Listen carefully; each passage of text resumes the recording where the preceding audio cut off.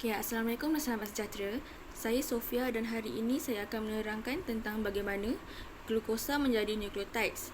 Langkah yang pertama ialah pentosintesis dan langkah kedua ialah pyrimidine-sintesis, manakala langkah ketiga ialah pyridine-sintesis. Okay, mari kita mulakan dengan pentosintesis. Yang pertama di sini kita ada 6 karbon sugar molekul iaitu glukos.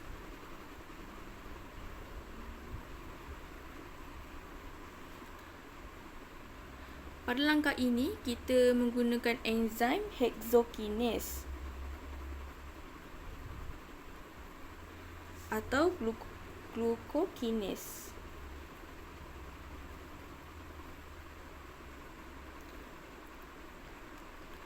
Kita akan ambil ATP dan masukkan fosfat dalam molekul.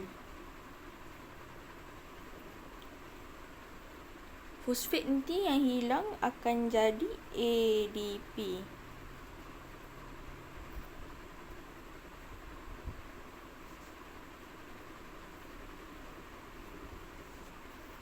Okey. Molekul baru yang kita tambah fosfat tadi akan jadi glukos 6-fosfat.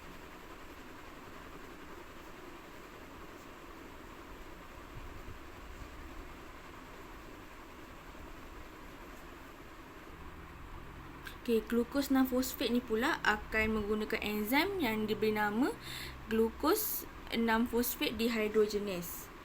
Glukos 6-fosfat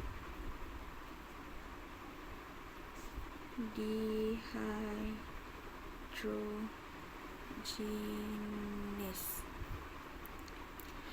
Okey, lepas tu kita akan ambil NADP plus molekul untuk ditukar kepada NADPH+.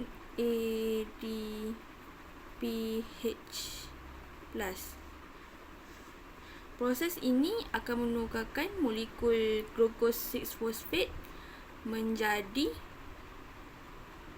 molekul yang baru. Okey, molekul yang ditukar tadi itu bernama 6-fosfoglucanolactone. 6-fosfoglucanolactone. Baiklah, sebelum saya terlupa tadi, molekul NADP+ ini kita akan ambil ion hydride untuk ditambah kepada jadi NADPH. Okey, NADPH+. Okey, berbalik kepada molekul 6-fosfoglucanolactone, apa yang akan terjadi di sini ialah kita akan tambah air atau H2O dalam reaction ini. H2O. Untuk bertukar kepada molekul baru, dan enzim yang kita guna di sini ialah lactonase. H2O ni akan bertukar kepada H+. Okey, reaksi ini akan dapat molekul yang baru iaitu 6-fosfoglucanate. Di sini kita akan, macam molekul kedua yang kat atas ni, kita akan ambil NADP+ dan kita akan hydrate supaya akan jadi NADPH+. Reaksi kat sini kita akan menggunakan enzim 6-fosfoglucanate dehydrogenase. Untuk molekul yang seterusnya, kita akan dapat ribulose 5-fosfat. Ribulose 5-fosfat ni ialah keton. Ribulose 5-fosfat ni akan react dengan enzim isomerase dan menghasilkan molekul ribose 5-fosfat.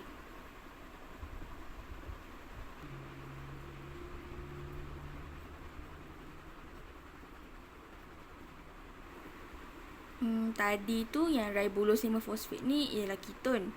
So, jadi ribose 5-fosfat ni ialah aldehyde. Molekul ribose 5-fosfat ni akan menggunakan enzim yang bernama ribose phosphate pyrophosphokinase.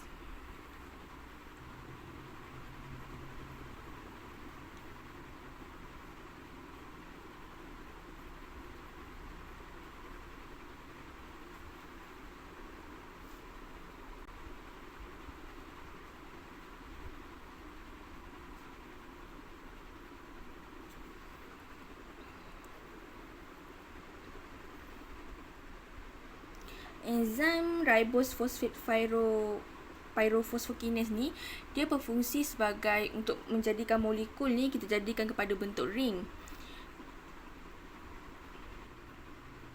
Struktur ring ni pula diberi nama phosphoribosyl pyrophosphate.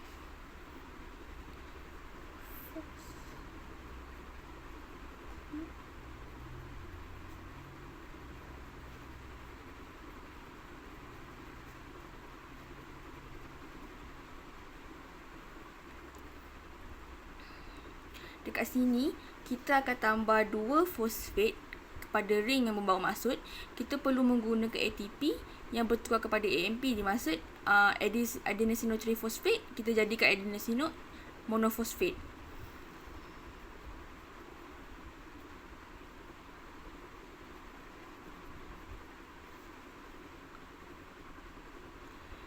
Di sini pula kita ada 2 jenis gula ribose.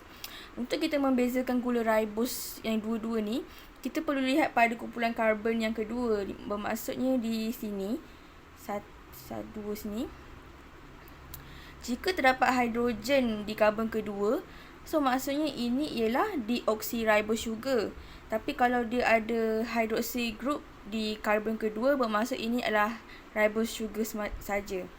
So sini adalah ribose sugar dan sini ialah deoxyribose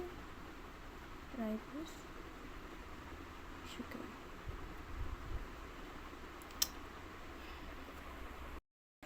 Okay, tadi kita telah melakukan sintesis of sugar. Sekarang kita akan mulakan pyrimidine synthesis. Untuk pathway ni kita perlukan beberapa molekul. Okay, molekul yang pertama ialah asid amino yang bernama glutamin. Glutamin ni ialah amine group. Molekul kedua ialah bicarbonate.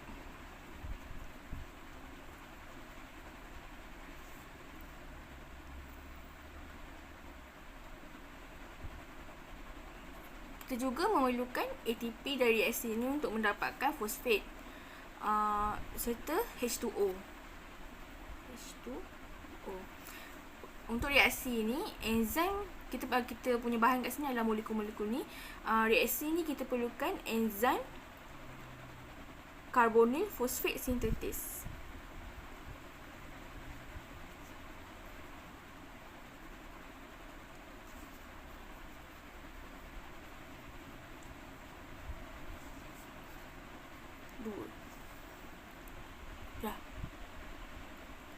Molekul-molekul ni yang akan reaksi dengan enzim akan menghasilkan molekul baru, iaitu carbomoyl phosphate.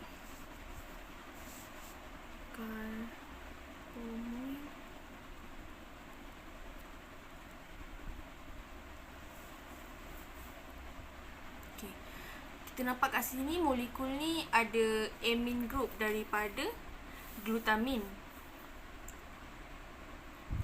carboxyl group daripada bicarbonate dan fosfat daripada ATP. Bagi reaksi ini kita akan menggunakan amino acid iaitu aspartate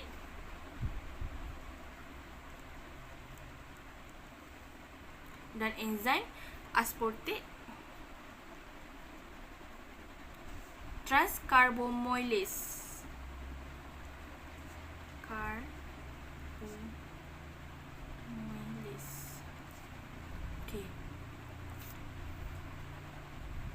Enzim ini akan membantu aspartate untuk bergabung dengan carbomoyl fosfat untuk menjadi molekul baru, iaitu carbomoyl aspartate.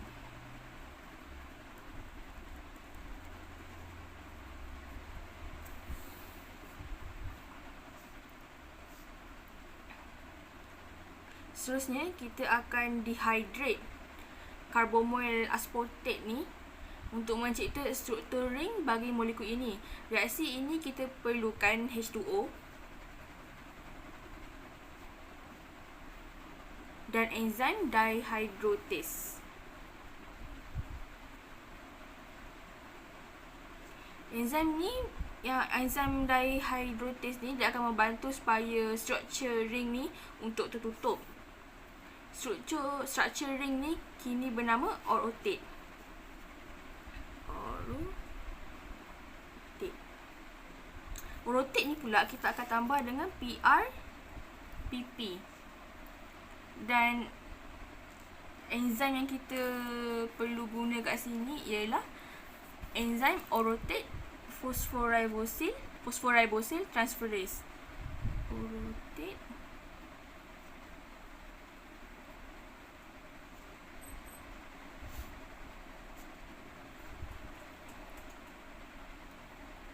dan akan menghasilkan molekul baru yang diberi nama ornithidine monofosfat.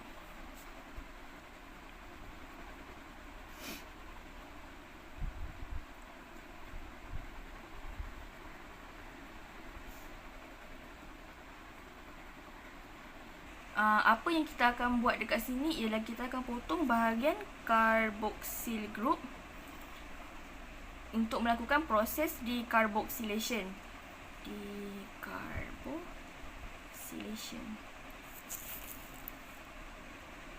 Proses ini akan melepaskan molekul CO2 dan proses ini juga menggunakan enzim ornithidine monofosfat sintase. OMP sintase, senang je saya tulis. Okey.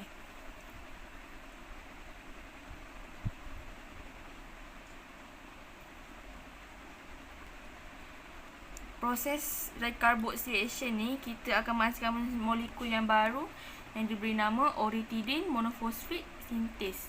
Bukan. Uretidine monofosfat.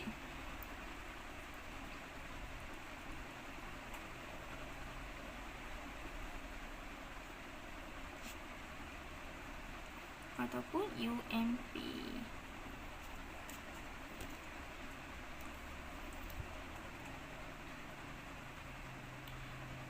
Ini juga kita boleh jelaskan sebagai RNA. Okey. Sini ialah UMP. Bermula daripada UMP ni kita akan ada mempunyai dua jalan yang berbeza. Untuk jalan yang pertama, kita akan menggunakan enzim nucleoside diphosphate kinase.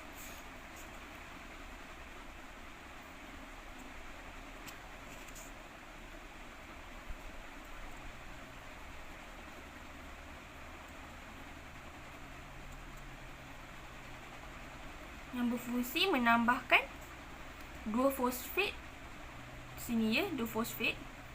Kita akan tambah kat sini. Fosfat, dua fosfat.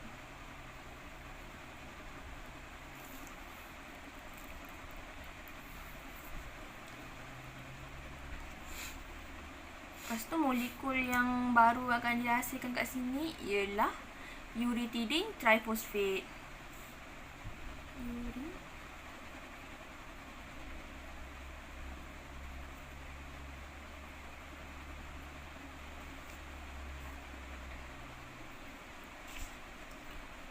Kemudian untuk yang ni pula kita akan tiba-tiba dia ada amine group, so kita akan tambah glutamin.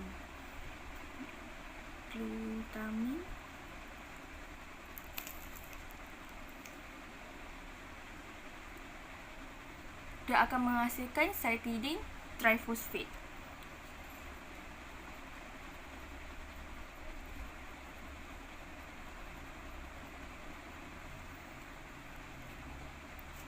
Dekat CTP ni kita akan nampak ada dekat sini ada 3 fosfat. Tapi tiba-tiba kat sini kita nampak hanya ada satu fosfat yang tinggal. Apa yang berlaku kat sini? Kita akan melepaskan pyrofosfat dan akan menghasilkan cytidine monofosfat. So kita akan lepas kat sini pyrofosfat, dua fosfat. Dan ini adalah cytidine monofosfat.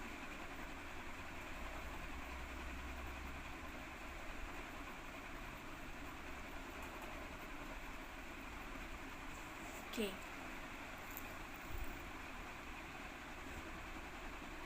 Cytidine monofosfat ni dia sama macam cytidine monofosfat ni kita boleh komponen cytidine ni ialah komponen yang bukan sahaja ialah RNA tapi juga DNA, tapi kita tidak mempunyai deoksi di hadapan cytidine. So kita hanya boleh jadikan dia sebagai RNA. Okey. sambung reaction kita. Seterusnya, enzim ribonucleotide reductase akan diberi untuk reaksi ini.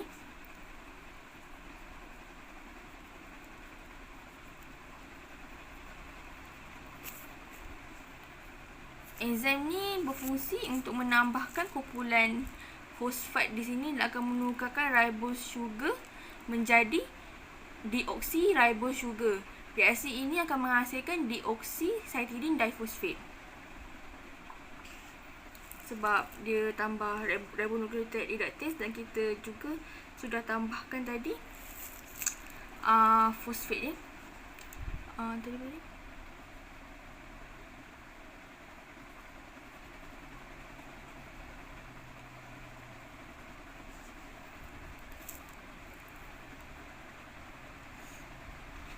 Okay, next step kat sini, kita nampak dekat sini 2 fosfat dekat deoksysitidine difosfat. Tapi bila tengok kat sini structure ni pula, kita cuma nampak 1 fosfat. Jadi apa yang kita perlu lakukan kat sini ialah kita akan lepaskan 1 fosfat. Tapi pada jadi apa yang kita perlu lakukan di sini, lepaskan fosfat. Reaksi ini akan menghasilkan deoksysitidine monofosfat. Deoksysitidine.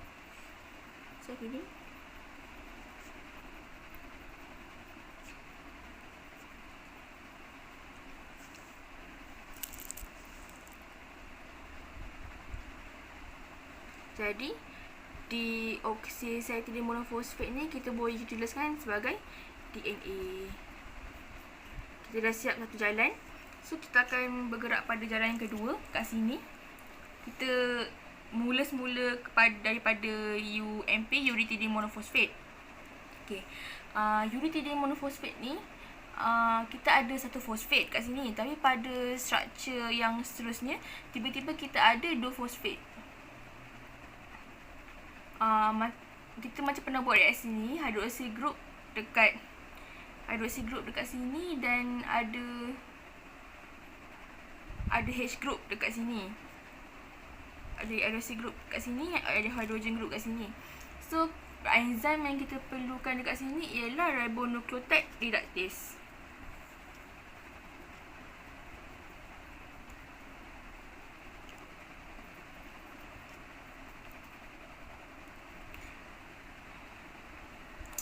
Enzim ni kita dah cakap tadi, dia akan menukarkan ribose sugar kepada deoksiribose sugar dan akan menambah 1 fosfat. So, nama molekul yang baru ini ialah deoksyyuretidine difosfat.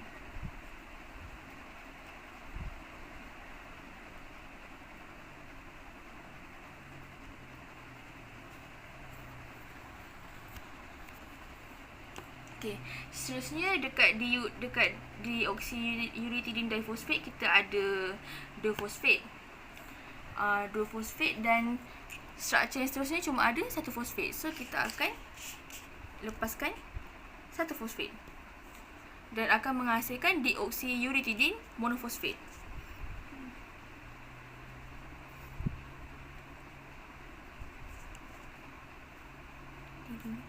Monofosfat.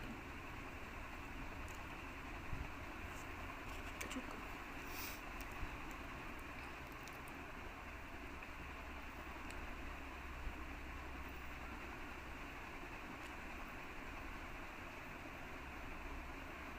Pos.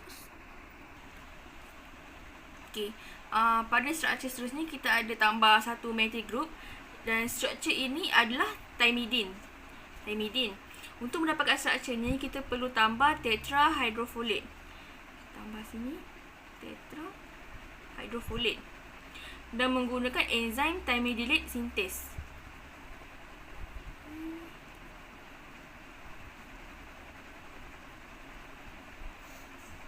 Reaksi ini akan menghasilkan deoksithymidine monofosfat.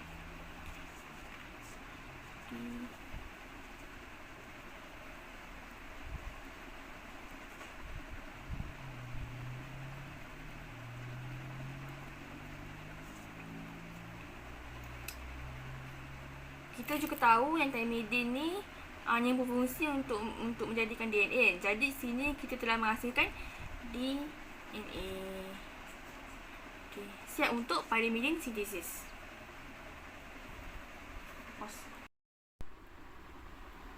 Okay, seterusnya ialah purine synthesis. Di sini kita ada 10 steps dan apa yang penting di sini ialah substrate apa yang perlu kita gunakan. Kita gunakan untuk setiap step tersebut. Kita akan ambil substrate ni untuk digunakan dalam 10 steps ni, iaitu PRPP, glutamin, bicarbonate, formate, glycine dan aspartate. Substrate ini akan membantu untuk kita menghasilkan inosine monophosphate ataupun IMP. IMP ni pula dia akan synthesize adenosine monophosphate ataupun guanosine monophosphate ataupun deoxy adenosine monophosphate ataupun deoxy guanosine monophosphate. Okay, macam mana kita nak hasilkan benda-benda tu? Mari kita menuju ke langkah guanosine monophosphate dahulu. Okay, reaksi ini kita menggunakan enzim. Sebelum tu ini ialah IMP, di mana ini ialah inosine monophosphate.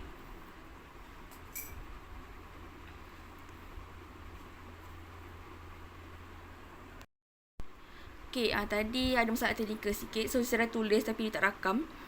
Okay, ini ialah molekul inosine monophosphate ataupun IMP. Kita akan menuju ke jalan guanosine monophosphate dahulu. Okay, reaksi ini menggunakan enzim inosine monophosphate dehydrogenase dan menggunakan NAD+ untuk ditukar kepada NADH. Dalam proses ni, kita akan tambah hydroxy group pada struktur yang ni. Dan molekul yang akan dihasilkan ialah hypoxanthine monophosphate.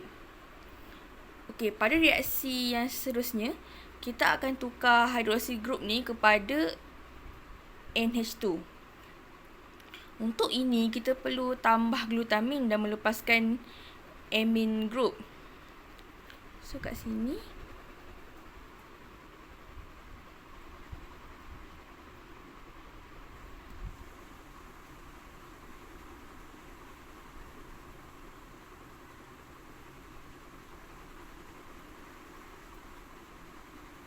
Dan enzim yang digunakan kat sini ialah guanosine monophosphate.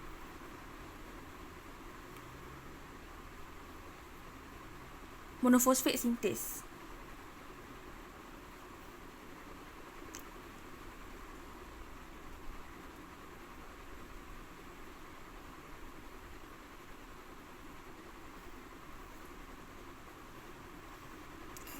Okay, reaksi inilah yang akan menghasilkan GMP. So, ini ialah guanosine monophosphate.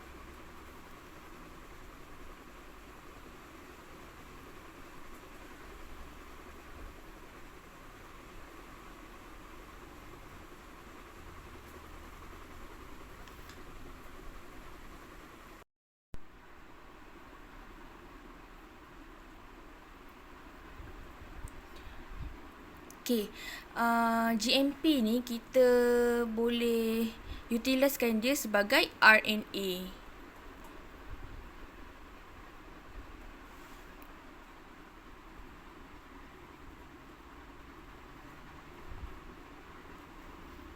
Okay. Pada GMP ni kita ada, nampak kat sini ada satu fosfat dan hydroxy group.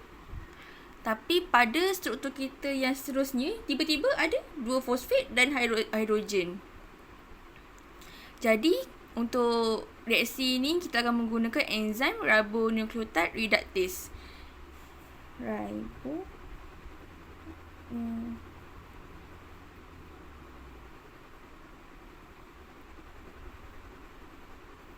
Dan kita akan tambah satu fosfat group. Okay. Reaksi ini akan menghasilkan molekul baru yang bernama deoxyguanosine diphosphate.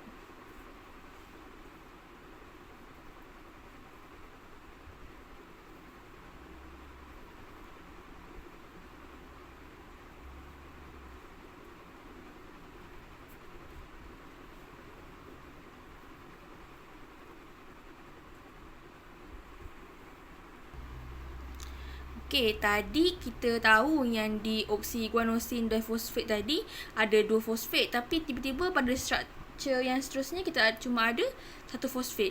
Jadi bermaksud kita akan merupakan 1 fosfat dan kita akan menghasilkan deoksiguanosin monofosfat. Kita akan lepaskan fosfat. Yang ini adalah deoksi.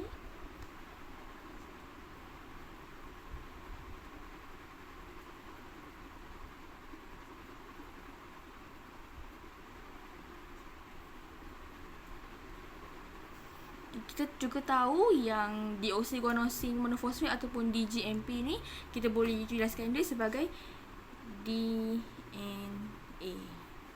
Dah dapat satu DNA. Okey, sekarang ni pula kita akan ke jalan adenosin monofosfat ataupun AMP. Ia hasil daripada jalan ni kita akan dapat sama ada macam tadi GMP ataupun DOCGMP, tapi kat sini kita akan dapat AMP ataupun DOCAMP. IMP dan molekul seterusnya kat sini kita berbeza kerana kita akan tambah aspartate.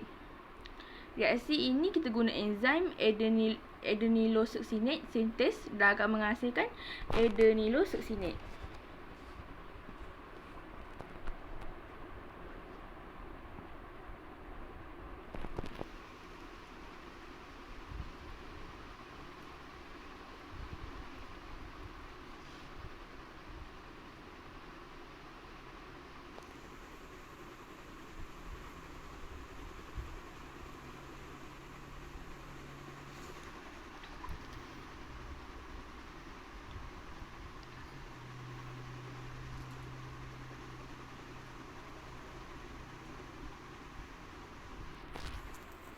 Okey, pada adenylosukcinate kat sini dia ada aspartate.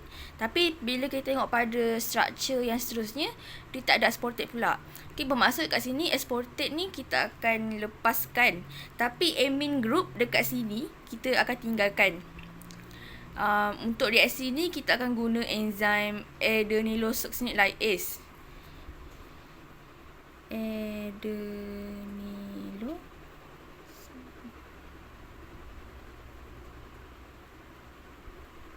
Dan kita kat sini akan dapat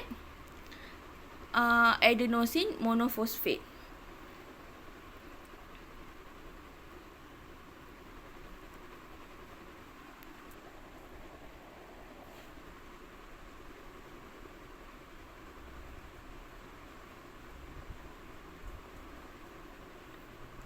Dah sini dapat AAP.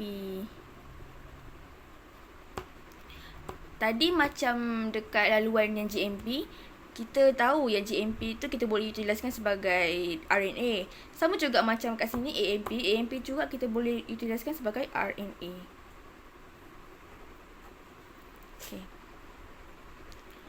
Okey, seterusnya kita kat sini nampak kat sini ada 2 fosfat group dan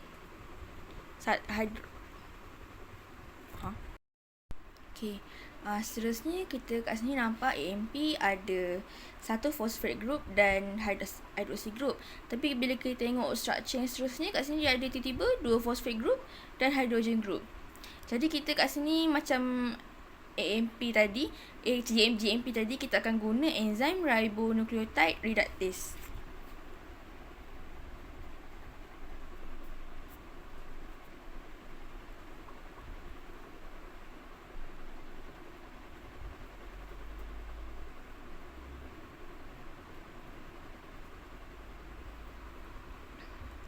Dan reaksi ini akan hasilkan molekul baru iaitu deoksyadenosine difosfat.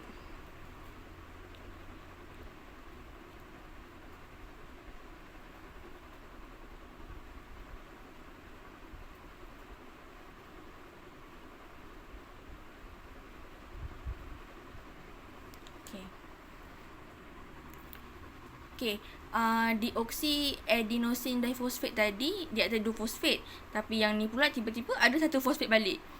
Okey, maksudnya kita akan lepaskan 1 fosfat. Kita akan lepaskan 1 monofosfat. Dan kita akan hasilkan deoksy-adenosin monofosfat. Deoksy-adenosin